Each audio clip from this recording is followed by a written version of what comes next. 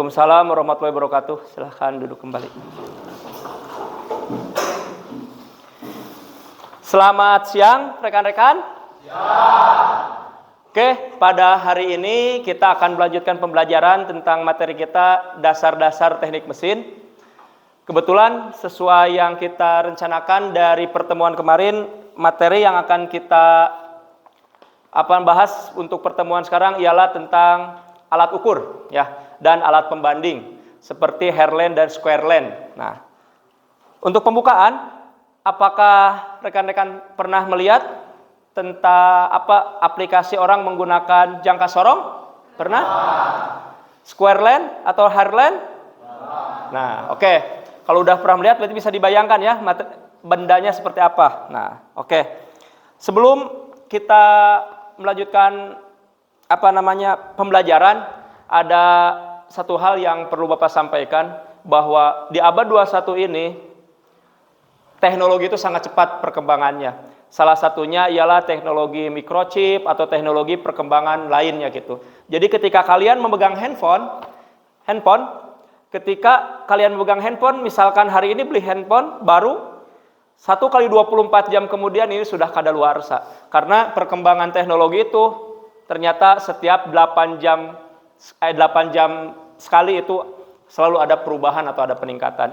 Jadi maka dari itu ada baiknya kita harus selalu memotivasi diri untuk bisa lebih maju lagi ya. Karena apa? Karena kita harus bersaing sekarang bukan hanya dengan sesama manusia atau sesama bangsa dari luar negeri, tapi kita juga akan bersaing dengan AI atau komputer atau kecerdasan buatan. Karena itu tantangan kita di masa yang akan datang. Ya, jadi sekali lagi mohon dicamkan bahwa apapun yang kita hadapi sekarang ialah lebih berat dari periode-periode yang belakangan ya. Jadi gitu. Oke, jadi yang akan kita pelajari ialah jangka sorong ya atau alat ukur untuk aplikasinya. Oke. Tujuannya setelah pembelajaran ini selesai diharapkan rekan-rekan atau kalian bisa lebih memahami atau bisa mengaplikasikan penggunaan jangka sorong itu dengan baik dan benar. Oke. Sebelum kita mulai ada soal sebagai pembuka yang mesti Bapak sampaikan. Oh, kebetulan untuk hari ini hadir semua? Oke, siap. Oke, ini ada soal pembukaan. Biar ini silahkan Bapak kasih waktu 10 menit buat mengisinya. Bagikan aja ke belakang.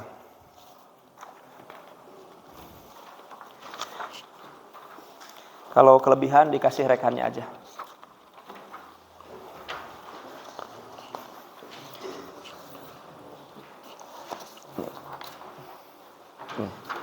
Silahkan kasih nama di atasnya. Siapa yang belum kebagian?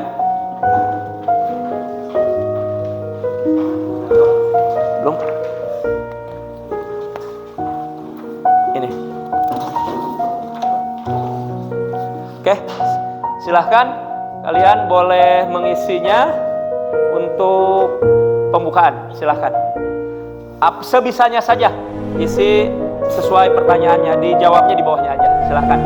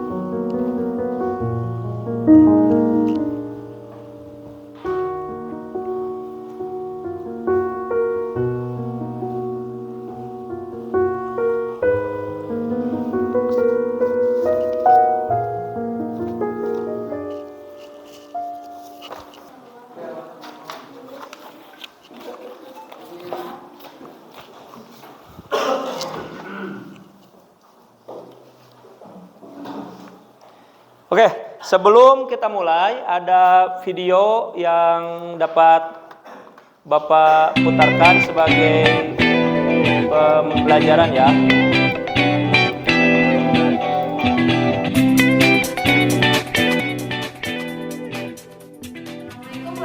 warahmatullahi wabarakatuh. Perkenalkan, nama saya Dia Maharani Putri. Saya dari SMK Negeri 1 Sangbe. Saya guru produktif teknik pemesinan. Oke, kali ini saya akan menjelaskan materi tentang perkakas tangan dan pertemuan. Oke, tujuan pembelajaran saat ini adalah satu, mengevaluasi hasil penggunaan perkakas tangan. Yang kedua, memodifikasi penggunaan perkakas tangan. Selanjutnya, saya akan menjelaskan apa sih jenis-jenis perkakas tangan. Yang pertama, ada satu alat pemukul atau yang disebut hammer. Apa itu hammer atau alat pemukul? Ya, alat yang digunakan untuk memukul, contohnya paku, pelat, atau yang lainnya, agar dapat membengkok atau membentuk ujung paku yang digunakan. Biasanya orang umum menjelaskan atau menyebut ini yang namanya palu, ya, dimana palu itu ada macam jenisnya, misalnya palu kayu, palu konde, palu melintang, ada palu plastik dan lain sebagainya. Yang kedua, ada alat tangan pengunci atau pengeras. Ada banyak. Yang pertama ada jenis obeng. Nah, apa fungsi obeng ini? Ya, obeng ini digunakan untuk mengencangkan skru terhadap suatu pasangannya, baik yang berupa kayu, plastik ataupun besi. Yang ketiga, ada alat pemotong. Macam-macam alat pemotong ada banyak sekali. Yang pertama ada pahat atau yang disebut ciset. Nah, penggunaannya tergantung pada bentuk pahatnya. Pahat ini digunakan untuk memotong alur atau membentuk sudut, meratakan bidang, dan lain sebagainya. Ya, jenis alat potong yang kedua ada namanya kikir. Kikir adalah alat perkakas tangan yang digunakan untuk penyayatan atau pengikiran supaya menjadi lebih halus atau lebih tipis.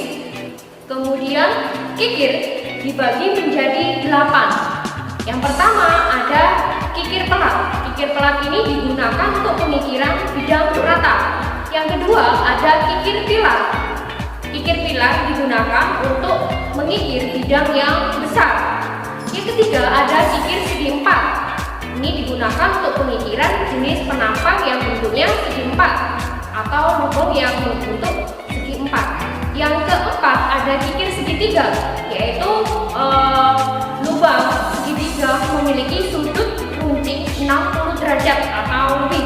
Yang kelima ada kikir pisau, yaitu alur pasak dan ekor burung dengan sudut yang dimana kurang dari 60 derajat. Yang keenam ada kikir bulat, yaitu digunakan untuk mengukir benda kerja yang berbentuk bulat ataupun rongga cekung. Yang ketujuh ada kikir setengah bulat, di mana sisi ratanya untuk bidang rata dan sisi bundar untuk bidang rongga bundar atau cekung. Sebelum kita mulai kegiatan intinya observasi masalah, kita akan mempelajari tentang teorinya itu sendiri. Oke.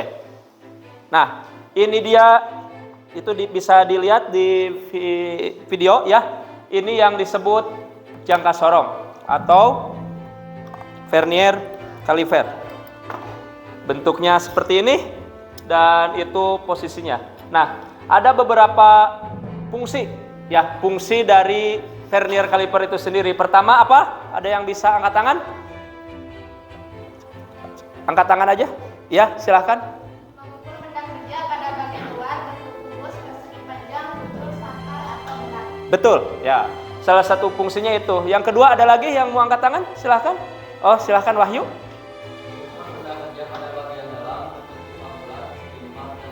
Ya, selanjutnya ada lagi? Silahkan. Oke. Betul. Dan terakhir siapa? Ada yang mau? Ya, Wawan, silahkan. Oke. Ya, itu beberapa fungsi dari apa vernier caliper itu sendiri. Nah, bagian-bagiannya itu ada beberapa bagian. Ada yang dinamakan apa? Yang pertama itu ini disebut outset untuk mengukur apa? Bagian luar. Yang kedua apa? Inside untuk mengukur bagian. Yang ketiga ini untuk mengukur kedalaman. Yang keempat Untuk mengukur? Oke, dan yang kelima ada skala ya. Skala menunjukkan nilai angka nominal. Yang keenam skala Ferrer ya untuk menambah untuk melihat ketelitiannya. Oke. Selanjutnya, nah, jenis-jenis jangka sorong itu sendiri itu terbagi menjadi beberapa. Ada yang ketelitian 0,2, ada yang ketelitian 0,05, ada yang ketelitian 1/128 inci. Ya, oke. Nah, sekarang kita coba observasi langsung ke benda kerjanya sambil kita memperkuat pengetahuan kita tentang cara menggunakan alat ukur itu sendiri. Boleh seperti yang sudah biasa kita bagi kelompok. Silahkan kalian sesuai kelompoknya masing-masing.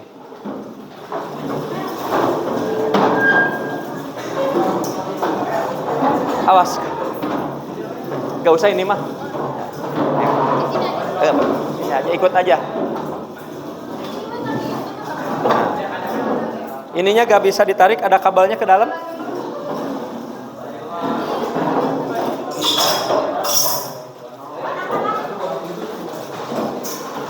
Oke, gabung aja sini. Ya gitu aja. Oke, silahkan satu kelompok, satu atau dua alat. Silahkan dibagikan saja. Ini alatnya, ambil aja silahkan.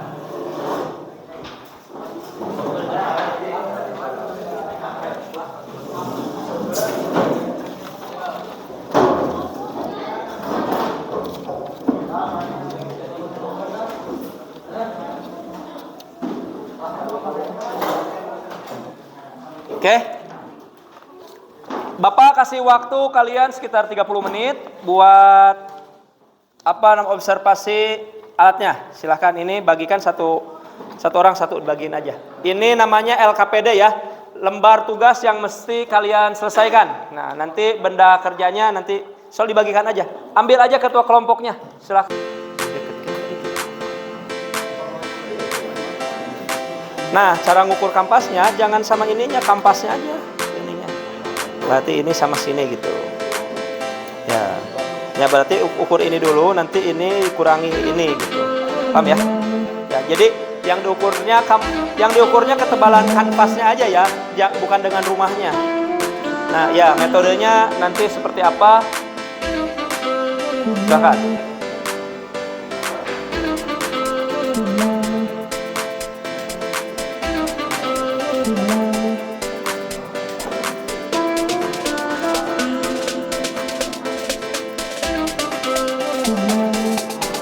Alatnya yang adanya ada bearing ya, ada bearing. Diameter luarnya berapa, diameter dalamnya. Nanti kalau udah selesai semua, satu orang satu kali ya. Jadi ngukurnya gantian. Ya.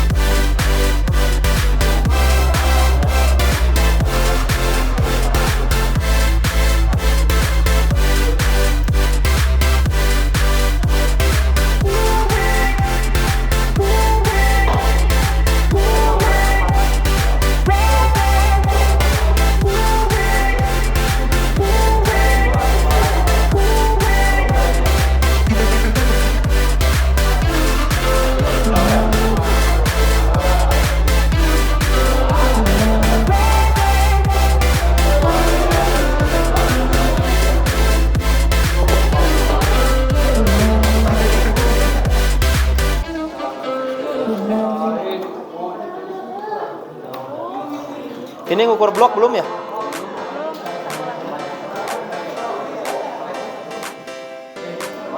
Oke, kalau itu udah selesai di rolling lagi?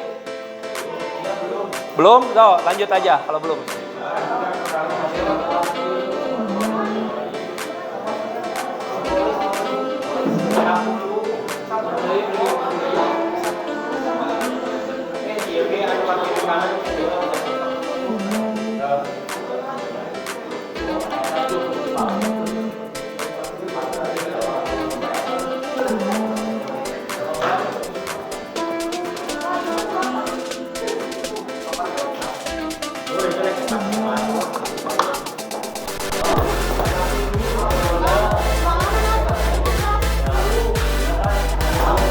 Sok yang belum ditukar aja, kalau yang udah ditukar aja. Ini yang belum apa ini? Yang belum? Udah semua? Gimana? Ya, sama kayak tadi. Ini udah belum? Oh ya.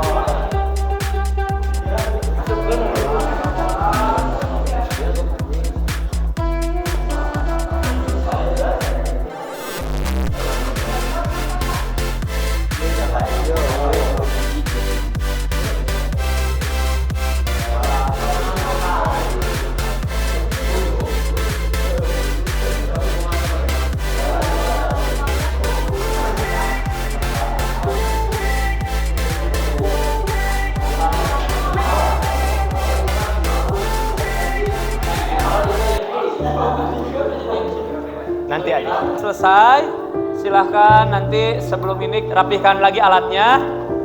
Ya, rapihkan lagi alatnya.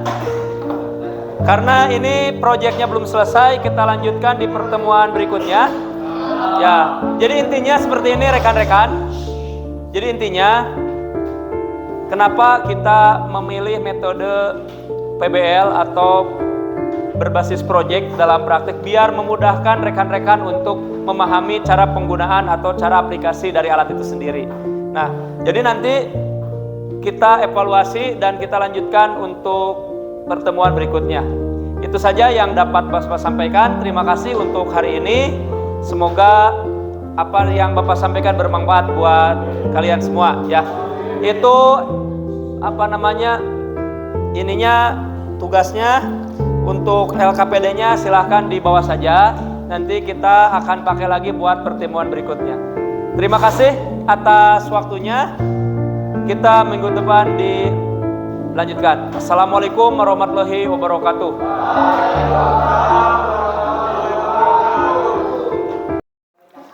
Assalamualaikum.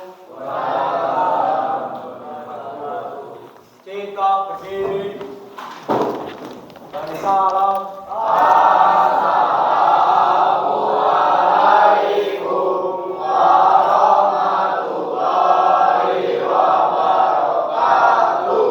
Waalaikumsalam warahmatullahi wabarakatuh. Silahkan duduk kembali. Oke, selamat siang. Gimana kabarnya hari ini? Semangat? Oke, melanjutkan materi yang kemarin tentang observasi pada alat ukur kita atau materi alat ukur atau materi tentang dasar-dasar teknik mesin. Silahkan untuk rekan-rekan kembali ke kelompoknya masing-masing. Silahkan.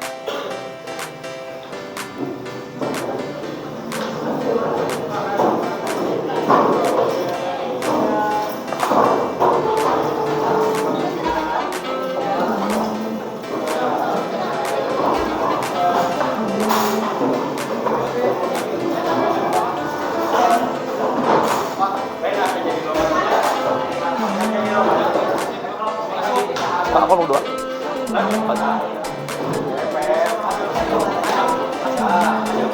Awas jatuh. Oke, silahkan alatnya diambil ya. Alatnya diambil di ini. Ini alatnya.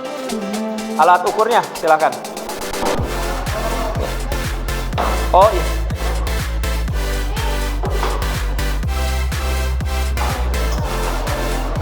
Oke, sebelum kita mulai, untuk mengerjakan proyeknya, ada yang tidak hadir hari ini? Hadir semua? Oh, alhamdulillah kalau hadir semua. Ya, silakan alatnya. Yang kemarin belum selesai, silakan diselesaikan. Dan kalau sudah selesai, lanjutkan ke materi berikutnya. Nah, ini materi berikutnya. Sok, silakan. Ya, betul. Bapak kasih waktu 15 menit ya.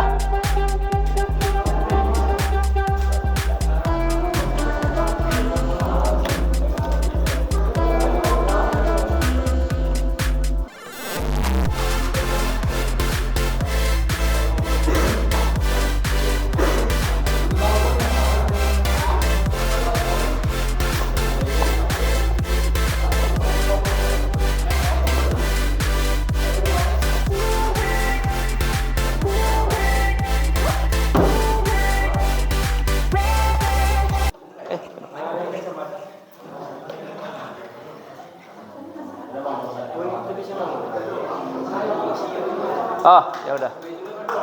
Ya, semuanya ke depan. Tepuk tangan dong.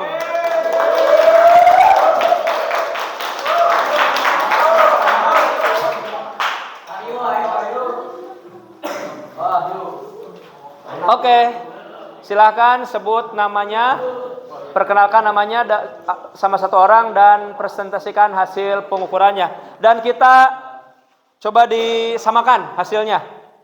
Lihat hasil pekerjaan masing-masing. Silakan. Assalamualaikum warahmatullahi wabarakatuh. Waalaikumsalam.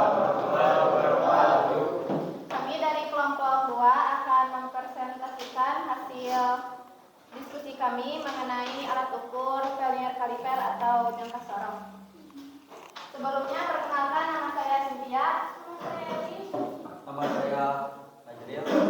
Nama saya Wawan. Nama saya Yogi. Ya, silahkan lanjut langsung aja.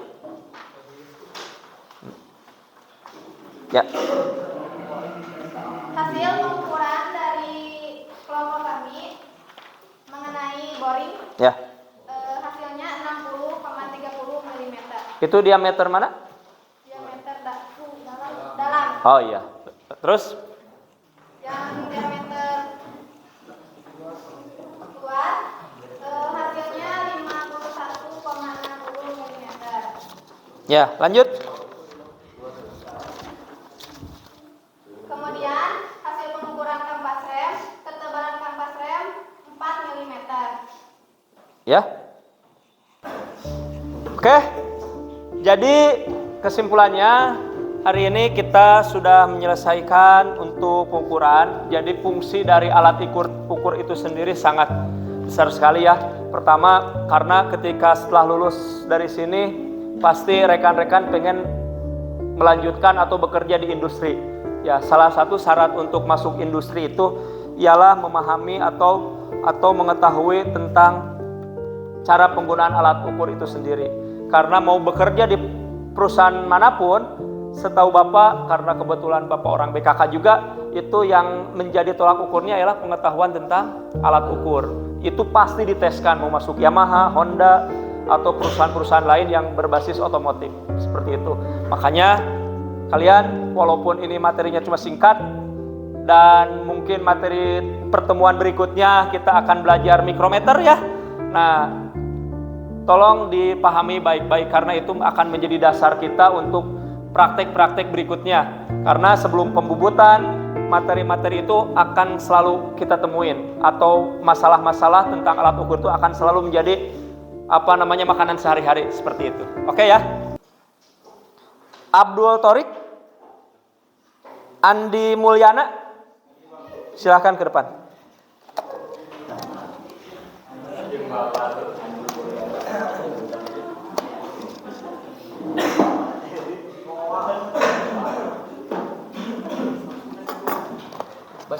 Ya. Kita 2 kali pembacaan ya.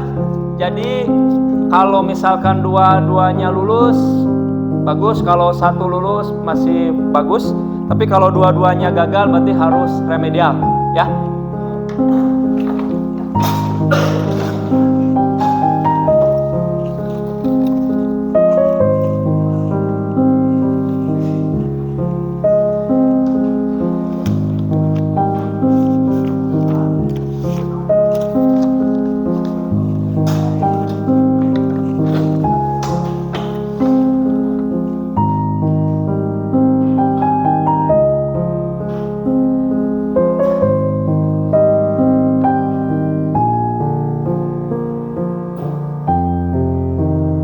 Waktu habis. Ini asesmen sumatifnya atau buat ininya silahkan dikerjakan. Bapak kasih waktu sama 15 menit. Kerjakan yang baik karena ini akan menentukan nilai kalian ya. Sejauh mana pengetahuan kalian tentang materi yang telah Bapak sampaikan. Kasih nama di atasnya dan kelasnya, takut ketuker. Oke, silahkan dibagikan.